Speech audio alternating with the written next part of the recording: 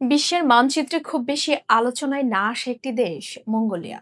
বিশাল ভূখণ্ড, ইতিহাস, কম জনসংখ্যা আর তীব্র শীত, এই চারটি জিনিস দিয়ে দেশটি বেশি পরিচিত।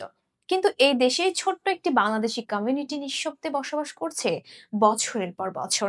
সংখ্যায় খুব কম হওয়ায় তাদের উপস্থিতি অনেকটাই অদৃশ্য, কিন্তু টিকে থাকার লড়াইটা বাস্তব এবং কঠিন।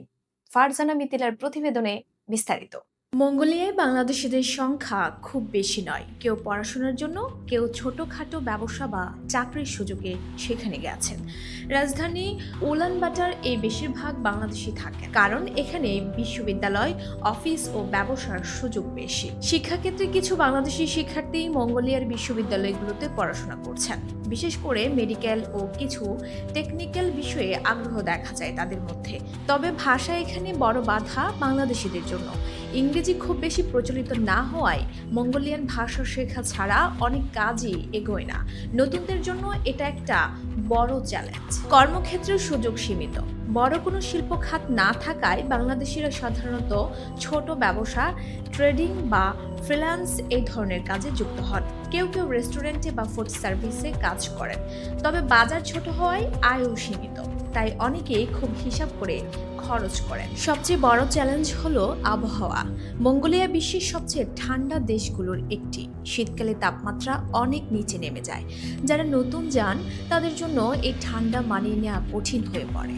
গরম কাপড়, হিটার, বাসার খরচ সব মিলিয়ে ব্যয় বেড়ে যায়।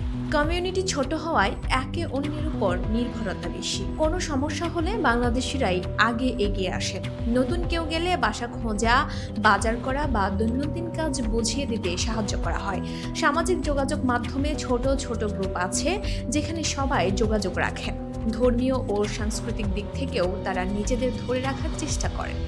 ঈদ, বাংলা নববর্ষ বা জাতীয় দিবস ছোট পরিসরে হলেও উদযাপন করা হয়। এতে দূর দেশে থেকেও নিজেদের পরিচয়টা ধরে রাখা যায়। তবে সবকিছু সহজ নয়। ভিসা নবায়ন, কাগজপত্র ঠিক রাখা, স্বাস্থ্য সেবা পাওয়া, এসব বিষয়েও ঝামেলা থাকে।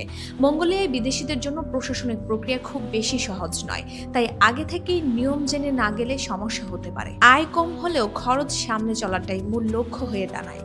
বিশ্লেষকদের মতে ছোট কমিউনিটির একটি সুবিধা হলো এখানে প্রতিযোগিতা কম, কিন্তু অসুবিধা হলো সুযোগও কম। তাই যারা মঙ্গোলিয়ায় থাকেন তারা সাধারণত ধৈর্য ধরে দীর্ঘমেয়াদী পরিকল্পনা করেন, কারণ দ্রুত বড় কিছু করার সুযোগ এখানে কম। সব মিলিয়ে মঙ্গোলিয়ায় বাংলাদেশি কমিউনিটি সংখ্যায় ছোট হলেও টিকে আছে পারস্পরিক সহযোগিতা, ধৈর্য আর মানিয়ে নেওয়ার মাধ্যমে। কঠিন আবহাওয়া, সীমিত সুযোগ আর দূরত্ব, সবকিছুর মাঝেও তারা নিজেদের জায়গা করে নেওয়ার চেষ্টা চালিয়ে যাচ্ছেন। চোখে না পড়লেও এই ছোট্ট প্রবাসী গোষ্ঠীর গল্পটা একদমই বাস্তব। চুপচাপ লড়াই করে টিকে থাকার গল্প। Voice of Bangla, international desk.